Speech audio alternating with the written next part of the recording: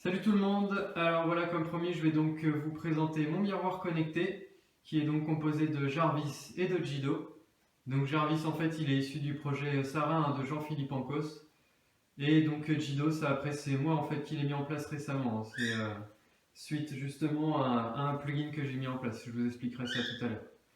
Donc là on va commencer tout de suite avec Jarvis. Alors, Jarvis il est quelle heure? Il est 14h40. Jarvis il fait quel temps aujourd'hui?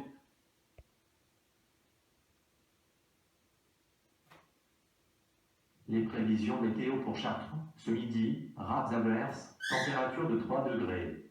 Il serait préférable de prendre un parapluie si tu sors. Jarvis, donne-moi les actualités. Voici les dernières actualités disponibles. Actualité numéro 1. Amazon annonce la création de 100 000 emplois aux États-Unis dans les 18 prochains mois. Actualité numéro 2. Pourquoi la PlayStation 4 Pro ne lit pas les Blu-ray 4K. Actualité numéro 3.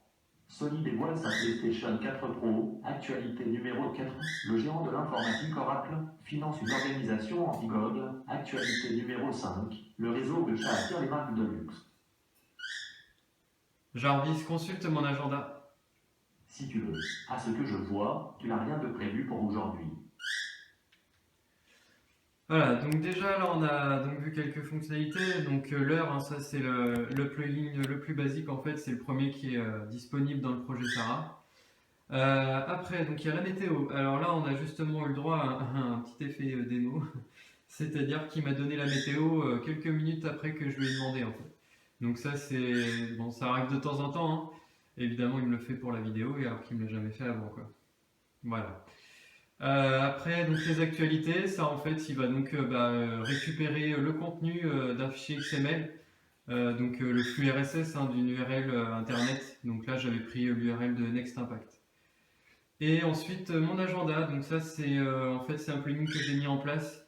En gros, j'utilise un fichier texte que j'ai mis dans une Dropbox avec tous mes rendez-vous. Jarvis va ensuite le consulter et va me donner le rendez-vous soit d'aujourd'hui, soit de demain. Après ça c'est parce que j'ai pas énormément de rendez-vous en fait, donc c'est pour ça que je l'ai mis en place de cette manière. Ensuite on va continuer donc avec l'interface, c'est ce que je vous avais montré dans l'aperçu il y a quelques semaines. Jarvis affiche ton interface. Tout de suite. Voilà. Alors donc ça c'est ce que vous aviez vu la dernière fois. Bon désolé au niveau de la vidéo ça va pas donner terrible. Réellement c'est beaucoup mieux que ça. Hein. Je vous assure qu'au niveau de l'effet miroir c'est juste bluffant quoi. Donc au niveau de l'interface, j'avais mis en haut donc l'heure et la date. Hein. Après, on a juste là. Ça en fait c'est mon stock alimentaire. En fait j'utilise donc 4 fichiers texte que j'ai mis également sur ma Dropbox. Et j'ai prédéfini en fait des aliments et des produits ménagers. Donc par exemple, imaginons quand il me manque le légume, enfin un des légumes ou un des produits ménagers, je vais le modifier dans un des fichiers texte, celui qui correspond, et après Jarvis va toper dedans et va me l'afficher de cette manière. Donc en gros, j'utilise 3 couleurs. La couleur verte, c'est donc pour me dire qu'il me reste plus de 50% de mon stock alimentaire, donc on est bien quoi. Entre 50 et 30, ce sera de couleur orange. Et après, en dessous de 30%, là, ce sera la couleur rouge. Donc, j'aurai presque plus rien en fait dans mon stock. Après, oui, par contre, je tiens à préciser, les couleurs sont indépendantes. Hein. Par exemple, je vais avoir une couleur rouge pour les légumes, une couleur verte et verte pour les deux laitiers et autres, et couleur rouge ensuite pour ménage. Hein. C'est pas une couleur pour les 4 d'un coup. Quoi. Après, on a le calendrier. Donc ça, le calendrier, hein, c'est ce que je viens de vous expliquer. Il va donc récupérer les rendez-vous du jour et ensuite du lendemain. Et il me les affiche sous cette forme. Et après, on a donc les notes.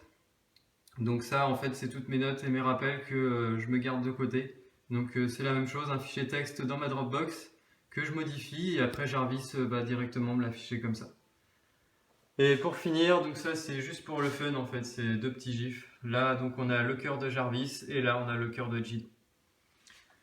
Voilà, donc ça du coup c'était l'interface. Jarvis, ferme ton interface. C'est fait. Donc au niveau des plugins, on a donc il peut donner l'heure, ensuite il y a la météo, on a également les actualités et il peut consulter mon agenda. Après, j'ai mis aussi un plugin, un scénario maison quand je rentre le soir. Donc ça, en gros, au niveau du scénario maison, il va m'afficher donc mon interface, il va ensuite me lancer une petite musique et il va consulter mon agenda du lendemain. Jarvis, active la maison. Activation de la maison. Bonjour David. Pour info, je viens de consulter ton agenda et concernant la journée de demain, eh bien tu n'as rien de prévu. Alors, on va juste couper la petite musique. Voilà. Donc voilà, ça a donné ça, hein, l'interface, la petite musique et ensuite l'agenda. Alors pour l'interface, je ne sais pas si vous avez remarqué, en fait, juste au-dessus, quand elle démarre, il y a la barre d'adresse d'Internet Explorer qui s'affiche. En gros, l'interface, hein, c'est juste une page web. J'ai mis, pour que l'effet miroir soit toujours présent, j'ai mis un fond noir sur la page et après j'ai mis un cadre blanc autour parce que le problème, c'est que si on s'approche un peu, je ne sais pas si vous voyez, en fait, juste là, il y a une petite ligne blanche. Et ça, en fait, cette ligne blanche, c'est la barre des tâches qui se masque automatiquement. Donc bon, là sur la vidéo, de loin, évidemment, vous la voyez pas forcément, mais moi, quand je m'approche du miroir, je la vois et ça m'énerve. Donc j'ai pas vraiment trouvé de moyen plus efficace et je me suis dit que le cadre blanc, ça donnait bien aussi, en fait. Donc voilà. Donc évidemment, hein, désolé, c'est la petite désillusion. Du coup, on pensait que au niveau du miroir, c'était tout beau, tout propre et tout, mais bon, après, c'est plus compliqué que ça, hein, ça marche pas forcément. Enfin, c'est pas les miroirs, genre les miroirs qu'on voit dans les expos techno et tout, quoi. Donc, ça, c'était le scénario maison. Jarvis, ferme ton interface. Alors, je vais juste rallumer. Hop là, voilà. Et donc pour finir, on a également une fonctionnalité pour préparer ma liste de courses. Donc évidemment, si Jarvis est capable de m'afficher mon stock alimentaire, il est capable d'aller récupérer les aliments et les produits ménagers et de me les mettre dans un fichier texte. Donc pour ça, ce qu'on va faire, c'est que je vais vous montrer ceci. Donc ça, en fait, c'est ma Dropbox. Là-dedans, j'ai tous mes fichiers texte, hein, tous les fichiers que Jarvis va utiliser, va consulter, etc. et que moi je vais également modifier. Mais ça je vais vous montrer tout à l'heure, je ne le modifie pas par là en fait. Donc là je voudrais juste vous montrer le fichier course.txt. Voilà, hop. Donc par contre je vais juste modifier des aliments parce que le truc c'est que la liste est à jour. Donc si je veux vous montrer ce que ça donne, ça ne marchera pas correctement. On va retirer ça aussi, tiens, hop, voilà. Donc, au niveau de la liste de courses, en fait, elle se présente sous cette forme. On a donc les légumes, ensuite autres, ménage et laitier. Alors, on va faire comme ça, on va enregistrer la liste. On va vérifier que c'est tout bon. Et donc, c'est tout bon, il a bientôt récupéré, ça marche. Donc maintenant, on va retourner là-bas. Alors, Jarvis prépare ma liste de courses. C'est fait. Voilà, donc au niveau de la liste de courses, en fait, hein, j'ai fait un petit script bash où il va donc me récupérer tous les aliments dans les fichiers texte, il me les met dans le fichier course.txt et il enregistre tout ça correctement. Donc maintenant, si on retourne là-bas et qu'on regarde, petite mise au point, voilà, qu'on met à jour et qu'on regarde le fichier course.txt. Yep. Voilà, donc là on voit bien que du coup il a bien remis le mot navet et céréales et jus d'orange. Donc ça il est parti, enfin excusez-moi, 1, 2, 3, il est allé chercher tout ça dans les fichiers texte hein, que je vous ai donc parlé tout à l'heure. Voilà, donc ça c'est fait. Alors, hop là, tac. Donc au niveau de Jarvis, on a vu toutes les fonctionnalités. Alors j'en ai pas énormément en fait, hein, parce que après on peut en mettre en place énormément. J'en ai beaucoup d'autres à mettre en place encore. On peut par exemple piloter une carte Arduino avec Jarvis. On peut aussi par exemple ouvrir des stores, allumer des lampes à distance, allumer la télé. On peut déclencher tout un tas d'actions en fait. Après par exemple au niveau du calendrier. Moi, je l'ai fait moi-même en fait. C'est un calendrier dans un fichier texte. Mais sinon, si vous allez dans le market de Sarah, vous allez trouver un plugin en fait où vous pouvez consulter votre agenda Google, par exemple. Voilà, donc ça c'était Jarvis. Donc je vous retrouve juste après pour vous présenter ensuite Jido.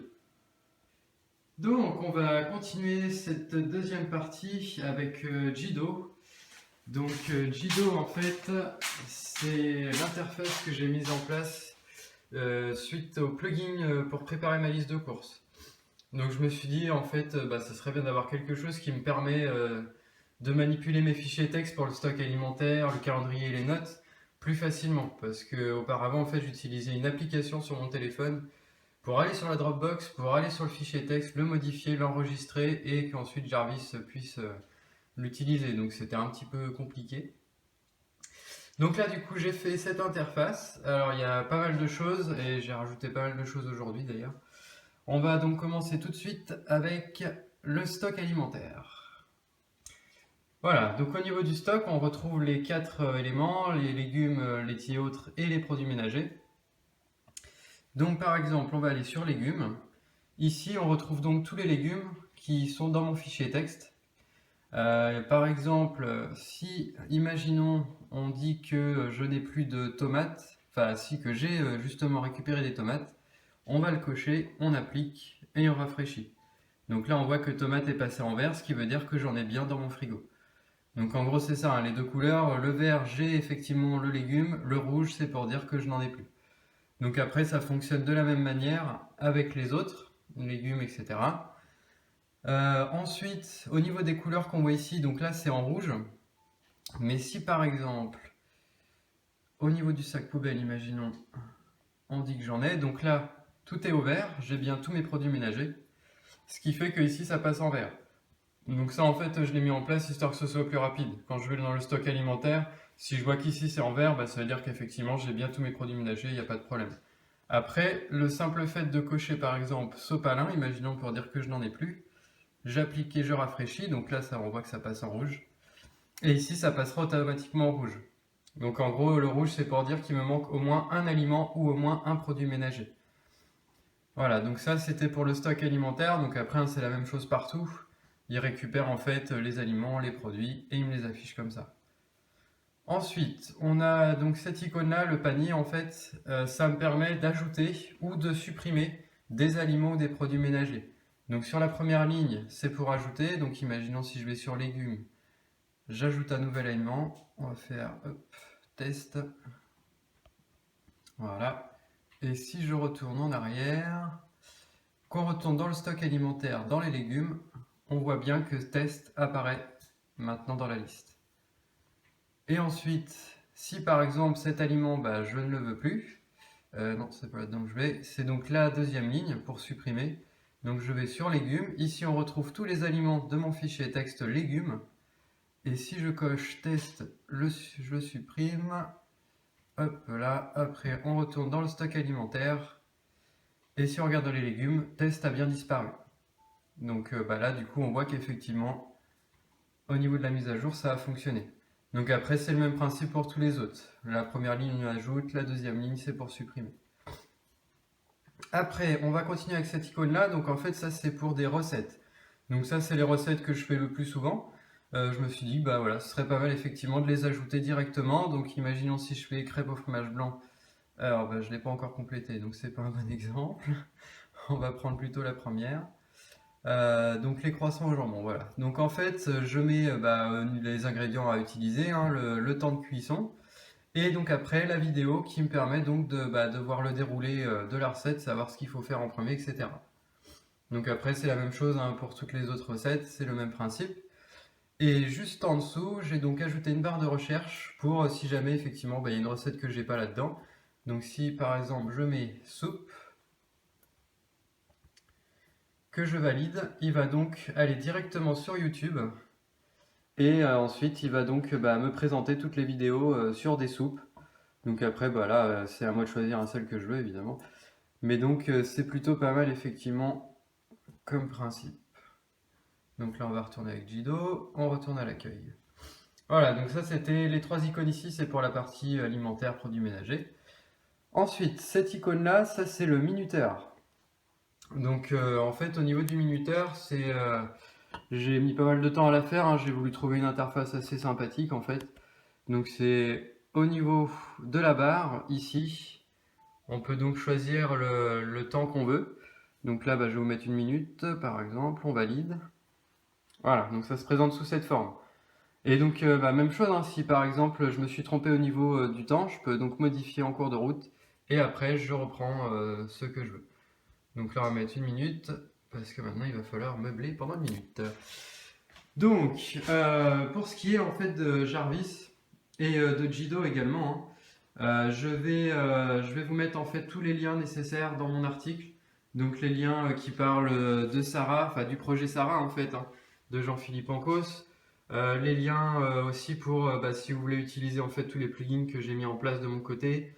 L'interface de Jido, je vais également, je pense, la mettre en place sur mon GitHub.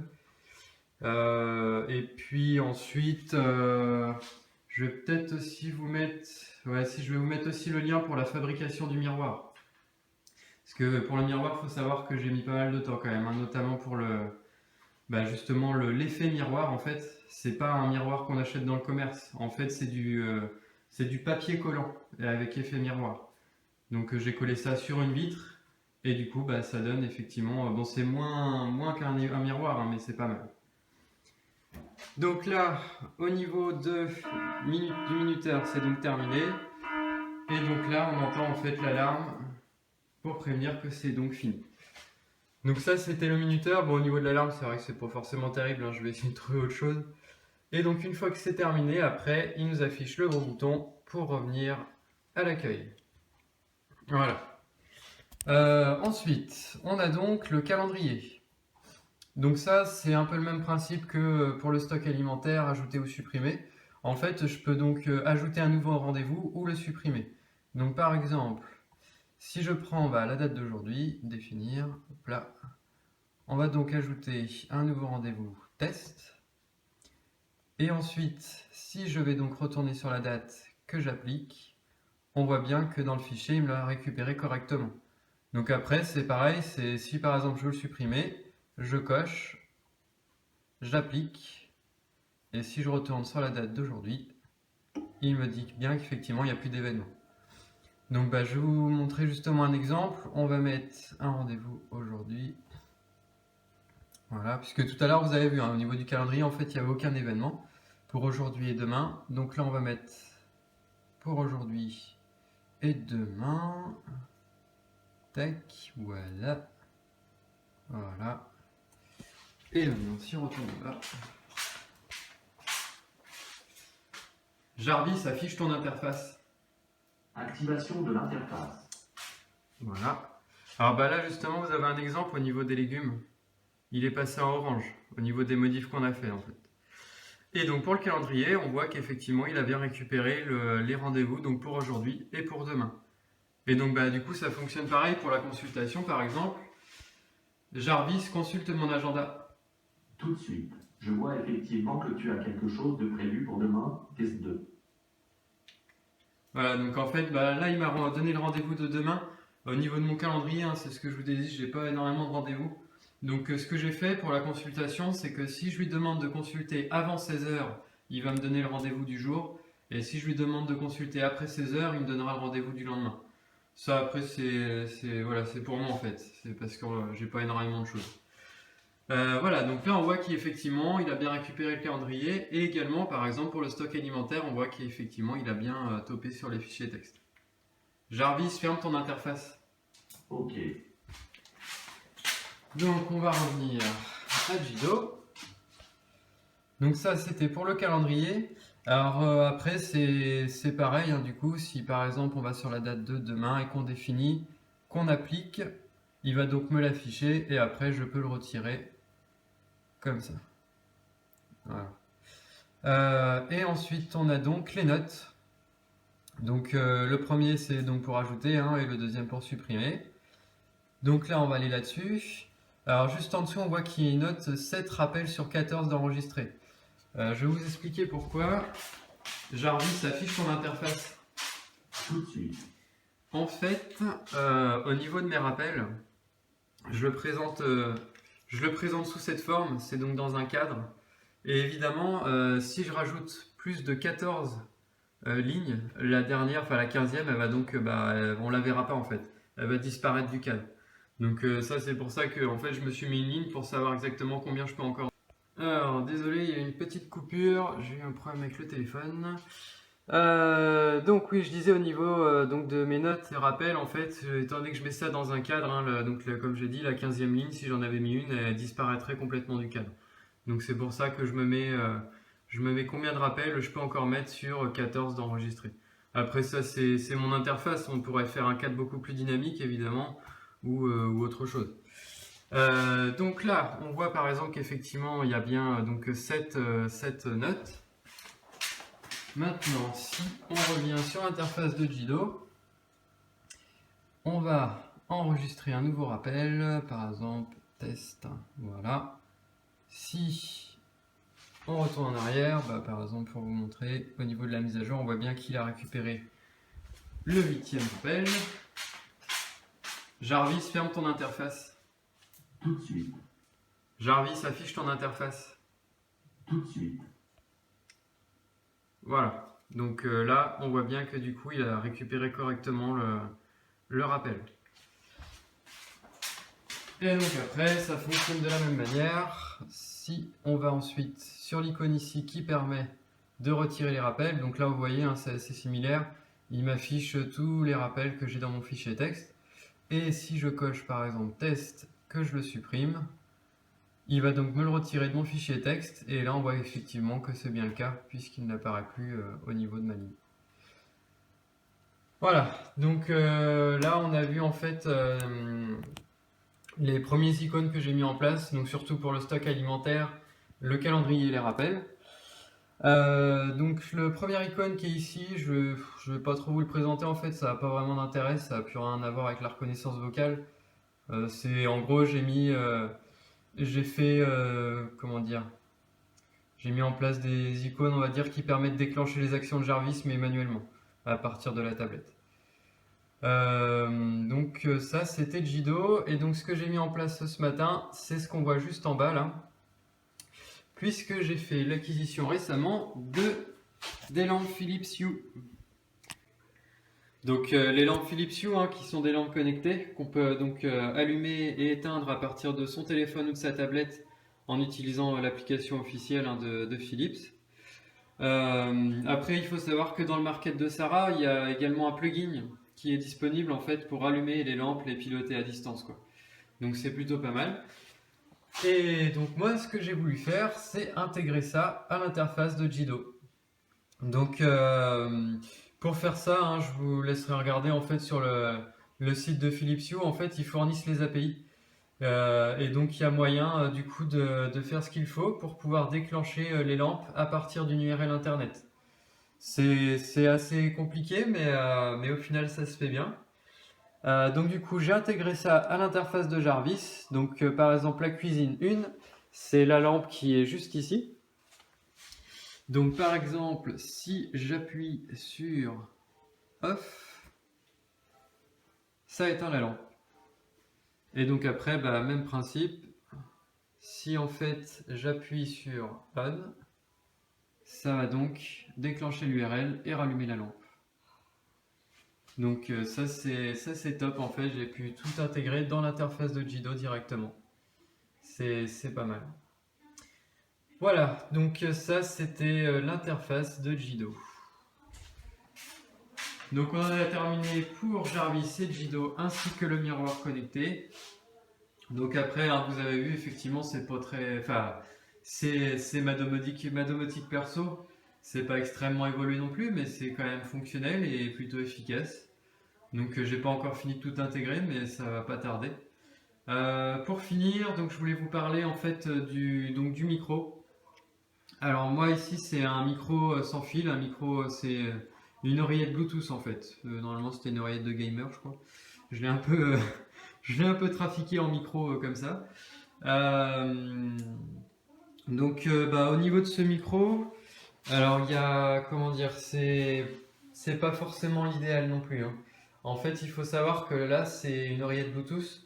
Le problème de ça, c'est que du coup, quand vous éteignez totalement le micro, enfin l'oreillette, et que vous la rallumez, il va falloir également relancer le point BAT de Sarah qui permet de reconnaître en fait les voix. Parce que si vous le faites pas, bah, du coup Sarah vous entend pas. Elle vous écoutera plus, elle fera plus rien en fait. Donc ça c'est ce que j'avais découvert effectivement en faisant des recherches sur internet. Ils avaient bien expliqué que c'était le risque du Bluetooth. C'est que du coup une fois que c'est désactivé et ensuite qu'on la réactive, bah Sarah, lui, elle fera plus rien quoi. Donc bah, du coup pour l'instant pour remédier à ça, ce que j'ai fait c'est que à chaque fois je suis obligé de relancer le point bat sur le poste quoi. Donc c'est pas du tout optimisé, hein, ça c'est clair. Ça c'est juste provisoire, je voulais juste essayer, voir ce que ça donnait quoi. Mais donc dans le temps je ferai plutôt l'acquisition d'un micro filaire normal de base et puis voilà. Après bah, du coup j'avais fait d'autres recherches justement pour les micro filaires et on m'a conseillé surtout la Kinect qui apparemment est très performante hein, pour ça. Donc bon j'en doute pas hein, du coup puisque au niveau de la Kinect c'est quand même très performant déjà avec la console donc je doute pas qu'avec Jarvis ça va le faire.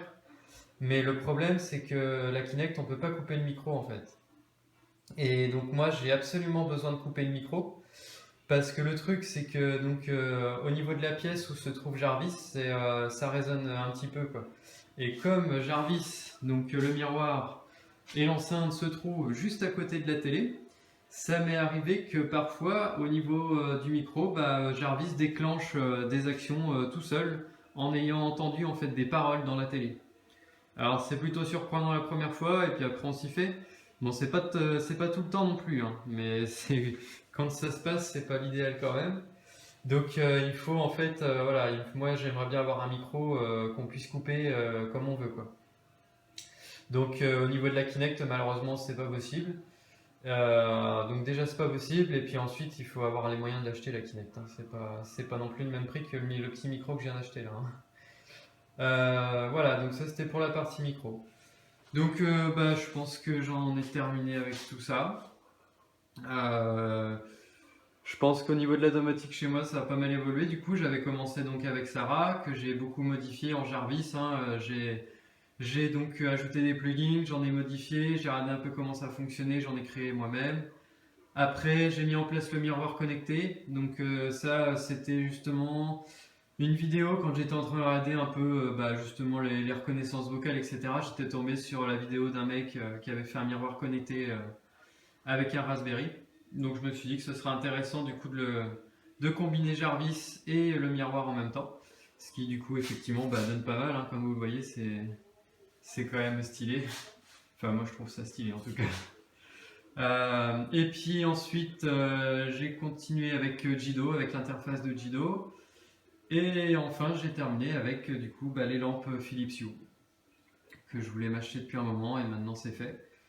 Donc voilà, après je vais continuer à mettre d'autres plugins en place, hein, notamment par exemple pour piloter une carte Arduino. J'ai découvert ça récemment, donc ça peut être pas mal, je pense qu'il y a moyen de faire des trucs sympas. Et puis après, bah, peut-être les volets roulants, mais bon ça ce sera quand j'aurai les moyens et le temps. Voilà.